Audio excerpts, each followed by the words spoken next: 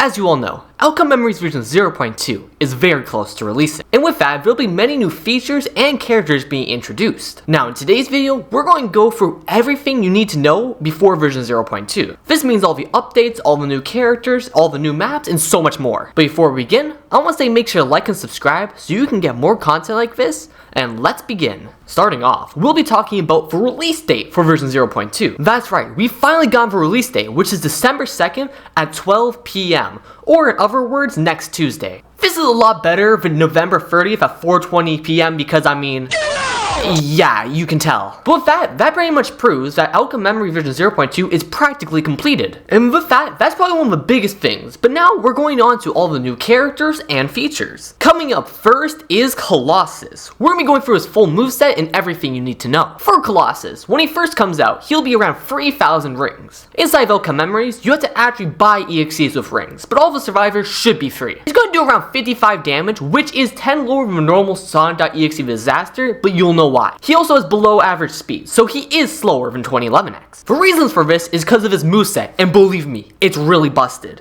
His first passive is Climb.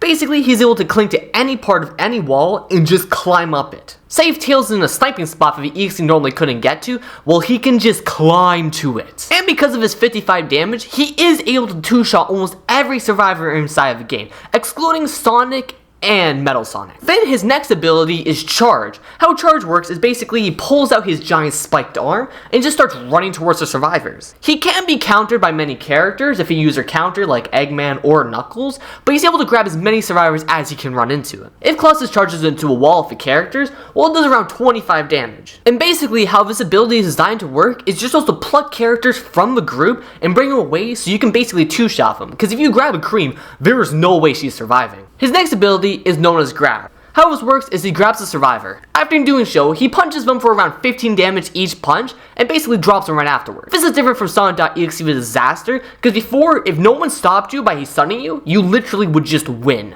But with this, it kind of makes it easier since you don't insta-die if you don't have teammates to help you. He also has the indicator and block, and I'm pretty sure we all know how those work. I don't think I need to explain how a block works, because if you played Knuckles or Eggman, you would know. But with that, you want to make sure you play Colossus as a rushdown EXE, like 2011X. Since you don't have the additional time as 2011X, you want to just keep going for the enemies as much as you can. Now, the next EXE coming in part 1 of version 0.2 is Tripwire. Tripwire, or known as Tails Doll, which I'm going to be calling her, is going to cost around the same as Colossus. She only does 30 damage with a bleed effect, and like I said in my last video, it'll probably be around 10 to 15 damage of bleed. How she works is she has a flight ability where when she uses it, she's able to fly around like TD. She also has a reach out ability, where how it works, if there's 4 people around her or less, she's able to grab all of them and drag them towards her. This does around 5 damage every second, and works really well since it does stun them and you can attack them right after. I mean, think about it, imagine Sonic about to use Peel Out and he just gets yoinked from oblivion. She also has the unconfirmed landmine ability, as shown here. I'm assuming that this is her trip mine since, I mean, who else is using a trip mine?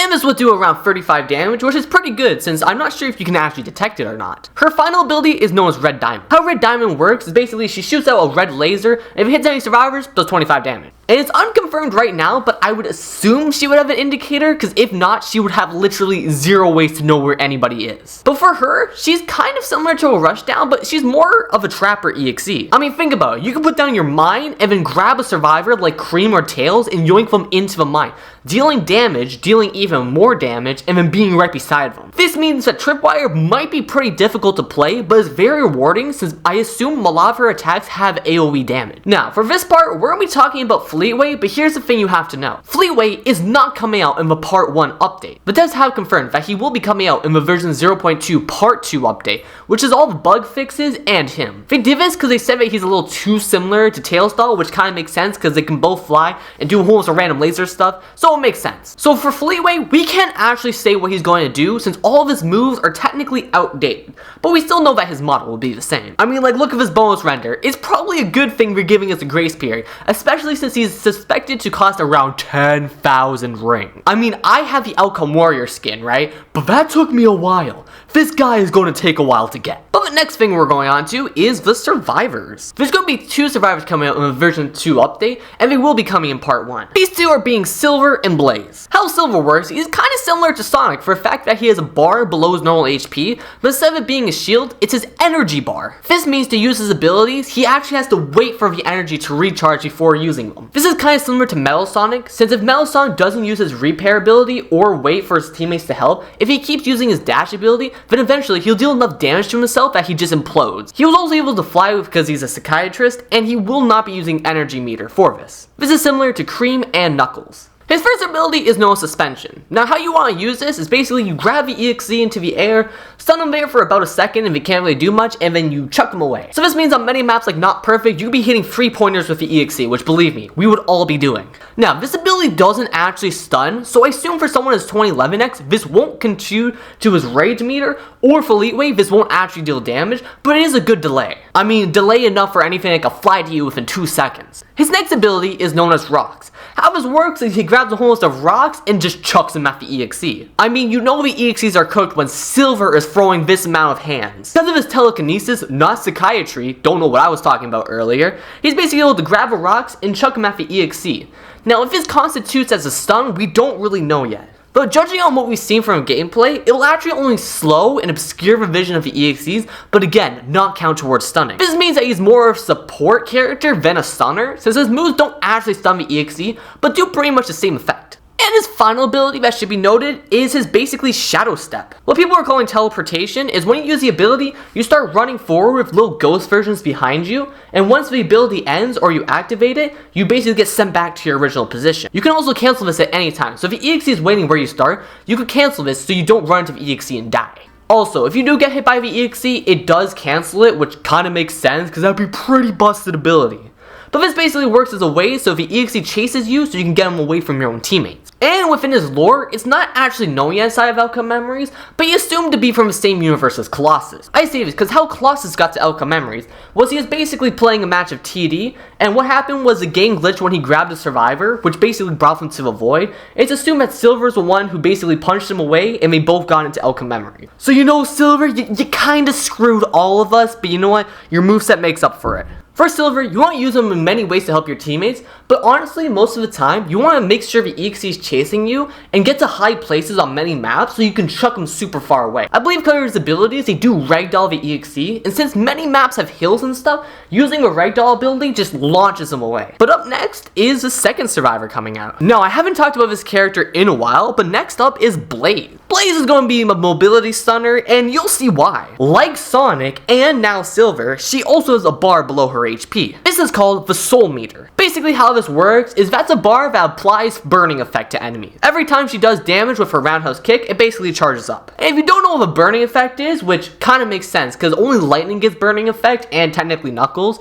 how burning effect works is basically you hit the EXE or a survivor and it slows them. So for example, her stun might be 1 second but cause 5 seconds of burn. So even though the EXE isn't stunned for that long, he is significantly slower than usual, which can give your team the upper hand. First ability is called Roundhouse Kick / Soul Boost. Basically wherever you're looking, you launch yourself into that direction. If you hit the EXE, then you kick them and deal a lot of stun and knock them back. But if she misses, she will ragdoll, so it could work as mobility if you need to get away from EXE, but it does make sure that your burn meter does go down. If you use it inside the air, its ability is now called Soul Boost, and how it works is basically she charges up and launches again, but it stuns the EXE for longer and flies them all farther away. Now, it looks like Blaze stole an ability from Eggman inside of Dimensional Coalescence, but she has an ability known as Soul Flame. How this works is when she uses the ability, she basically starts a giant fire flame in front of her, and it pushes back the EXE. This doesn't actually stun them, but it will apply burn effect, or I should hope it applies burn effect. If she's below a certain percentage inside of her burn meter or soul meter, she basically chucks a giant javelin at the EXE, and if it hits them, it stuns them. If you don't understand how this looks, if you play Dimensional Coalescence, it's kind of similar to Vanilla, how her giant spear knocks back the EXE, but you don't actually have to hit Blaze. Before Blaze, you mainly want to use her as a character who's always on the EXE. This is equivalent to Metal Sonic, but slightly different. You do have lower HP since she's the same as everyone else,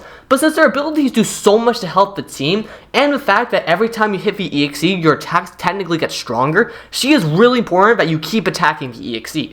Especially since you have many movement abilities, you can just keep flying around the map and doing a whole bunch of random stuff. because even though she looks like she has 2 moves, in reality she has 4. I mean, I thought Cream was crazy with like 6 abilities, but somehow she's outrunning her. But now, we're on to all the little details that we do know about next update. Of course, we know many skins that will be coming out and maps. I've already gone over maps in other videos, so you can check them out if you want, which are mainly called What is Coming in version 0.2, but that was a couple months ago. The 2 maps that are coming out, and my personal favorite, is Hide and Seek Act 1 and Hide and Seek Act 2. Of course, I'll put up some images right now, but these 2 maps seem to be that one of them has a fire effect, where basically if you touch a fire, I assume you take burn damage, and the other map has a falling hazard effect. So instead of Hide and Seek Act 2 or caves, basically certain parts of the map fall down and you have to go different routes. These will be really good additions because instead of 4 maps, which is pretty good, but are kind of stale after a while, you have 6 maps in rotation now. Then of course, we know some new skins that will be coming out, such as the Tricky skin for Fleetway. As you see here, this is Tricky Fleetway, and he looks like a pretty sick skin. How he flies though, I don't really know. We also know that Colossus will be getting a TD variant, so that means that inside of his right hand, instead of having a normal hand, it'll be the claw, like the Disaster. And of course, we'll know that there will be many bug fixes for everything that's happened, including, I'm pretty sure, a Green Hills rework and a Not Perfect rework. These 2 reworks will basically make the maps bigger, because believe me, if you have Colossus able to loop around the map 3 times, you're pretty screwed. And on Not Perfect, I'm pretty sure they're either making the damage lower for falling out of the void, or something like that, since before, and as you know, you take a lot of damage falling into the void. And our teammates aren't wise. I've been 2011 next recently and watched half the team fall down to the void. I didn't even win that match, it was the void. And of course, some smaller additions is Tails will be getting his glide ability. What I mean by this is normally when he's gliding, he can't do much, but now he can actually grab teammates. I believe he can grab everyone except for Metal, or he can just grab everyone. But with that is all the main things you need to know before Outcome Memories at version 0.2 that comes out next week. Now this includes all the major additions, but if there's anything missing, write it down below and I'll tell you. But anyways, I hope you all liked and enjoy. If I don't see you next video, then I'll see you in game. Later.